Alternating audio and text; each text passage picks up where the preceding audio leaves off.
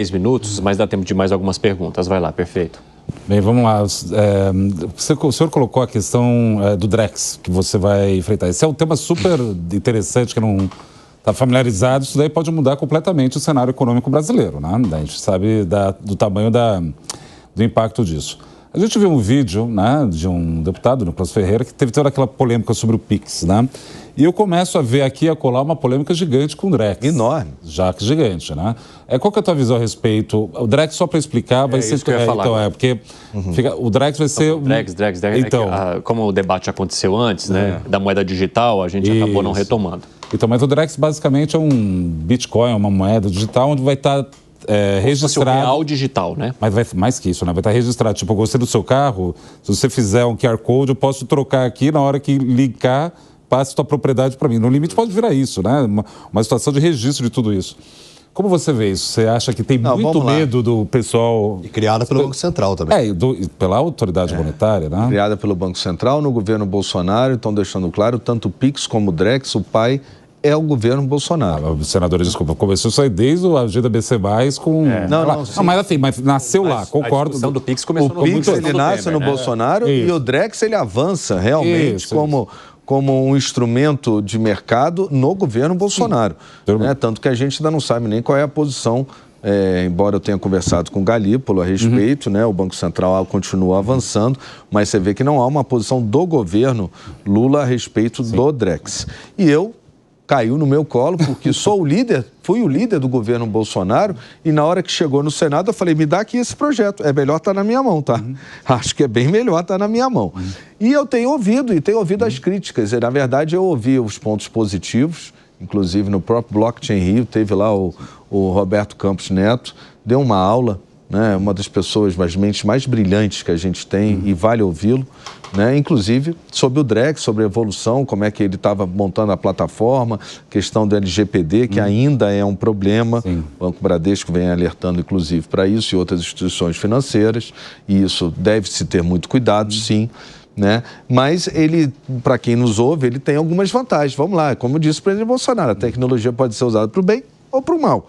Então, vamos olhar primeiro o que é positivo. Positivo no Drex é que você pode comprar um carro lá em Manaus e a pergunta é, você paga primeiro ou recebe o carro? E aí, se você recebe o carro primeiro, como é que o cara que vendeu vai receber? Os contratos inteligentes, né, ditos que vêm junto com a moeda digital, e já tem, inclusive, nas criptomoedas, eles vão permitir que essa operação seja concluída de maneira simultânea e com segurança para todos. Você pode, para mim, um exemplo muito impactante, imagina um pequeno produtor que tem uma safra pequena, ele não vai conseguir vender para o comprador lá na Bulgária, porque o comprador vai usar uma trade aqui que vai comprar e isso vai mexer no preço também do produto, né? Mas com o Drex, o comprador da Bulgária, ele pode comprar de várias safras, de vários produtores pequenos que não teriam acesso ao mercado externo, né? E na hora que o produto chega no porto, o contrato inteligente, então, conclui a operação, ele recebe, a saca está a caminho. Então, assim,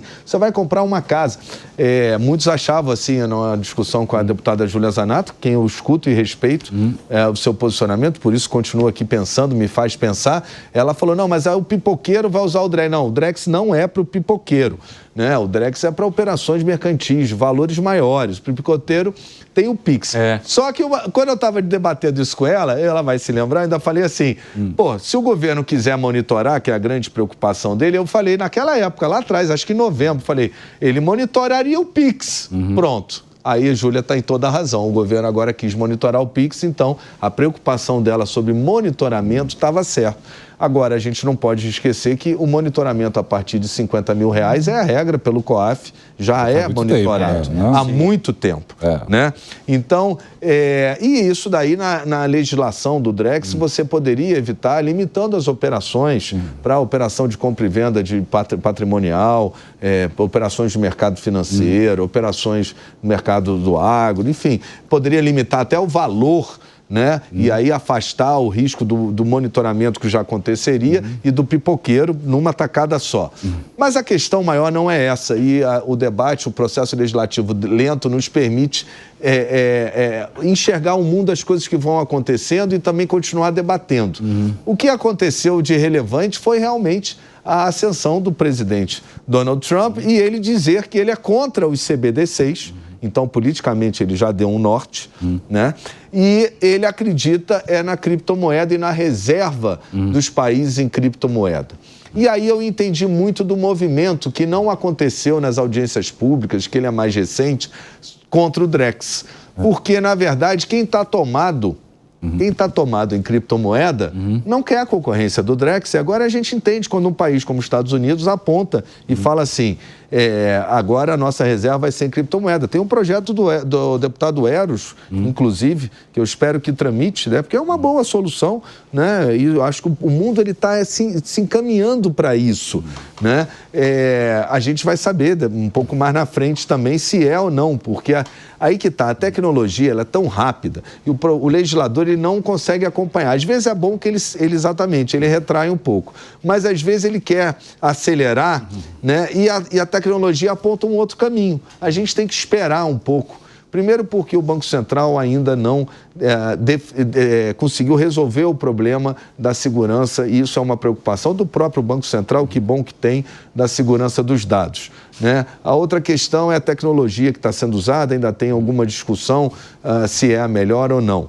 A outra questão é se o Drex ele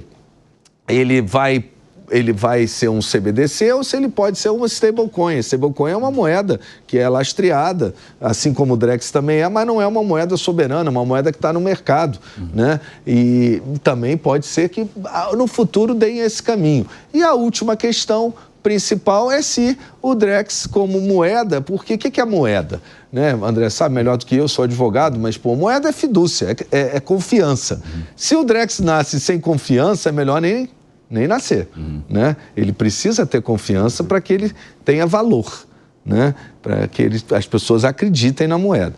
Então, é um momento ainda de muito debate, ele não vai nascer da noite para o dia.